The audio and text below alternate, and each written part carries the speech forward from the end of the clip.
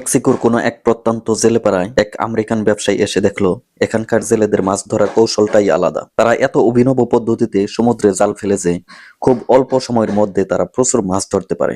কিন্তু সমস্যা হলো এরা সারাদিন মাছ ধরে না।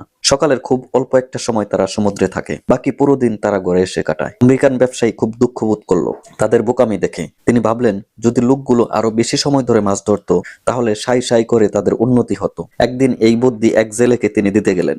কাছে ডেকে জেলেকে বললেন, শোনো, তোমাদের মাছ ধরার কৌশলটাই খুবই অভিনব।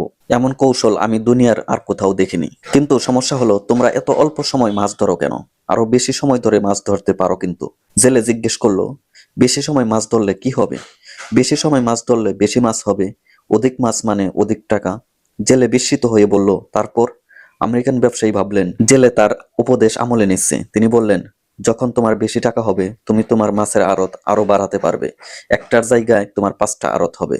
জেলে বলল, তারপর কি হবে? এভাবে চলতে চলতে একদিন তুমি আস্ত মাছ বাজারে মালিক হয়ে যেতে পারবে।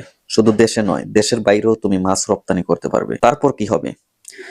তারপর তোমার কারি কারি টাকা হবে, তোমার ছেলেমেয়েরা বিদেশে পড়তে পারবে, তুমি তোমার ব্যবসাটাকে বিদেশেও নিয়ে যেতে পারবে।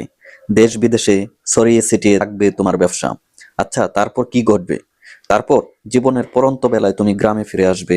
সবুজ শ্যামল গ্রামে এসে তুমি অবসরের দিনগুলো কাটাবে।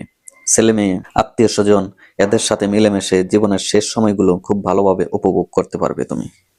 জেলে হেসে বলল, যে জীবন কাটানোর জন্য আপনি আমাকে দেশ বিদেশ ঘুরে এত ব্যবসাপাতি করে এতগুলো সময় অপচয় করার কথা বলছেন, সেই জীবন তো আমি এখনই কাটাচ্ছি। সকালে মাছ ধরা শেষ করে বাড়ি ফিরে পুরো সময়টা আমি আমার পরিবারের সাথেই কাটাই। জীবনের পরন্ত বেলায় যে সময়টা উপভোগ করার জন্য এতগুলো ধাপ আমি পার হব, সেই সময় তো আমি এখনই উপভোগ করছি। তাহলে কি দরকার আপনার কথা শুনে পরিবার পরিজন থেকে বিচ্ছিন্ন হয়ে এতগুলো সময় নষ্ট করার?